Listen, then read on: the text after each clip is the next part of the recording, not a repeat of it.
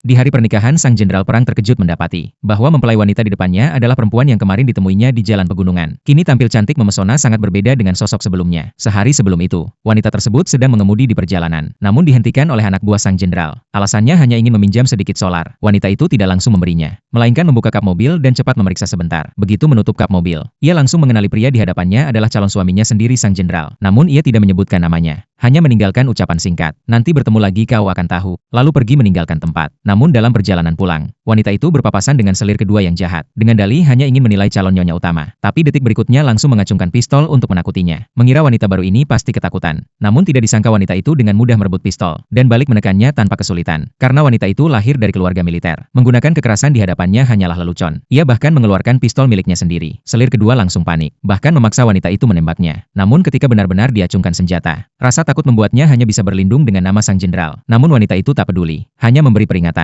jika berani mengulanginya. Ia tidak akan segan. Berita bahwa wanita itu mengarahkan pistol pada selir kedua sampai ke telinga sang jenderal. Saat di pernikahan, ia berkata dengan nada dalam. Wanita itu bukan hanya bisa memperbaiki mobil, tapi juga pandai menggunakan senjata. Wanita yang cerdas itu mendengar teguran terselubung, namun tetap dengan tenang menerima pujian itu. Malam pertama pernikahan, sang jenderal yang dikenal playboy tidak mengikuti perintah ibu tuanya untuk tidur sekamar, bahkan berhari-hari menghindarinya. Tak sekalipun masuk ke rumah tua. Ibu tua tak tahan lagi, menyuruh selir ketiga mengirim pesan agar ia pulang. Namun pria itu justru mengeluh pada temannya, bahwa istri barunya hanya suka pamer. Meski begitu, karena perintah ibu tua, ia menyuruh selir kedua pulang ke rumah tua sebagai gantinya. Begitu tiba, selir kedua langsung bersikap arogan, bahkan memukul selir ketiga di depan umum. Bahkan ibu tua yang berkuasa pun tak mampu berbuat apa-apa. Akhirnya masalah diserahkan pada istri utama. Melihat kejadian itu, wanita itu dengan dingin berkata, karena selir kedua yang memulai provokasi, maka pantas dihukum berlutut di aula leluhur selama 7 hari. Selir kedua langsung berlindung di balik nama sang jenderal. Namun wanita itu tak bergeming, memerintahkan untuk menahannya. Melihat ia mencoba kabur, wanita itu tanpa ragu mengangkat pistol dan menembak. Ketika sang jenderal tiba dan melihat selir kedua terluka, ia tidak marah, bahkan memuji akurasi tembakannya. Sang jenderal mulai terkesan dengan istri yang sebelumnya ia abaikan. Untuk pertama kalinya ia mengucapkan kata adil, dan bahkan menyatakan selir kedua bersalah padanya, harus diberi hukuman. Ibu tua sampai terkejut mendengar itu. Sang jenderal lalu mengikuti keputusan istrinya, menghukum selir kedua berlutut 2 minggu di aula leluhur. Kembali ke kamar, sang jenderal dengan nada menantang berkata, sebagai istri utama berani memperlakukan selir kesayangannya seperti ini, itu sama saja menantang wibawanya. Namun wanita itu menimpali dengan dingin, benar memang tidak pantas. Seharusnya cara yang tepat adalah mengeksekusi di tempat. Hanya demi menghormati ibu tua, ia memberi keringanan. Ucapan itu membuat sang jenderal terkejut. Ia sadar istrinya bukan wanita biasa, bukan hanya pandai menembak, tapi juga bisa mengatur rumah tangga. Lalu sang jenderal mengajaknya ke meja judi, ingin menyelidiki lebih jauh. Namun wanita itu dengan percaya diri menjawab, ia bisa mengocok dan menghitung kartu, bisa membuatnya menang telak. Malam itu ia muncul dengan topeng. Dengan kepiawaiannya ia memenangkan seluruh taruhan. Bahkan sang jenderal pun harus mengaku kagum. Ia tak kuasa mengajaknya makan di warung pinggir jalan. Saat suasana mulai hangat, beberapa preman datang menggoda. Melihat kecantikannya, niat jahat pun